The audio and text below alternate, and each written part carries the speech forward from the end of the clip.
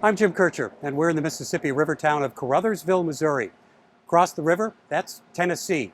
You head that way, you hit Arkansas. But if you head that way, you also hit Arkansas. Yep, we're in the Boot Heel. That's the where of the story. But for the Missouri Bicentennial, we wanted to know why. I mean, why a boot heel? There's no good geographic reason for this southern thrust into Arkansas, which apparently challenged not just surveyors but mapmakers as well. And in fact, when Missouri petitioned for statehood, it wasn't there. This is what Missouri was supposed to look like. The northwest corner, the Platte Edition, that was originally Indian territory. It was added to the state and opened to settlers in 1837. And the southern border, that was just a straight line along the 3630 parallel. That was a dividing line going back to colonial times, the border between Virginia and North Carolina. It was just extended out and became the Kentucky-Tennessee border, and would have been extended across the Mississippi to become the Missouri-Arkansas border. So what happened? Well, the town of Caruthersville, population about 6,000, county seat of Pemiscot County, is a good place to find out.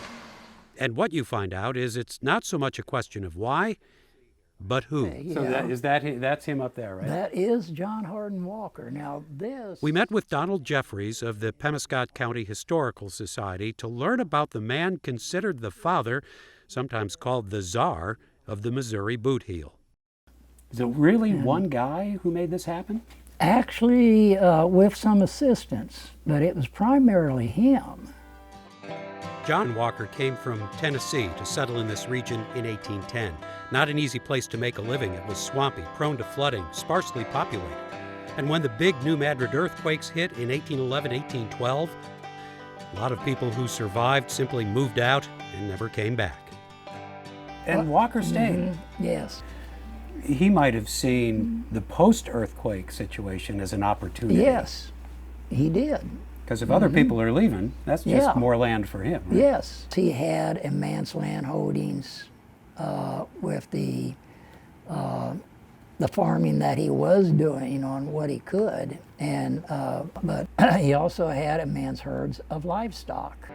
When the issue of Missouri statehood came up, Walker was a leading citizen of what was then called Little Prairie, and with his business and political connections, he looked forward to being part of the new state instead of a federal territory. And the borders weren't set yet. One proposal included pieces of today's Iowa and Kansas, and a big chunk to the south. But Congress opted for a smaller, squared-off version, and Walker found himself south of the border. He wanted the protection of a state. Then that's when Walker went to Washington. This is when the facts get mixed up with the legend. Jeffries found a 1937 newspaper article allegedly recounting the moment Walker heard the bad news. And it starts out, "They can't do that to me," according to what he supposed to have said. And he jumped on his mule. But more likely, a man with his prominence probably jumped on a horse. So we're already questioning the historical record here. Okay. But anyway, he rode 700 miles to Washington, D.C. Very little is known about what Walker actually did, whom he talked to when he got there. There's no records. But Jeffries and other historians reject colorful versions that portray Walker wandering the halls of Congress, making his argument with a muzzle-loading shotgun. More likely, things back then got done pretty much like they get done today. He did have connections. Plus, he was a prominent landowner. He was a person of wealth. So there might have been a little backdoor dealings going on as well. Anyway, he got what he wanted. When Walker returned from the capital, bottom line, so to speak, the new state of Missouri had a boot heel. The boot heel is more than just lines on a map. It is distinct in its geography, its history, economy, and Jeffries says while it is a part of the state, it is also in some ways apart from the state. And yes, it should have been Arkansas land. It's the culture here is more akin to Arkansas.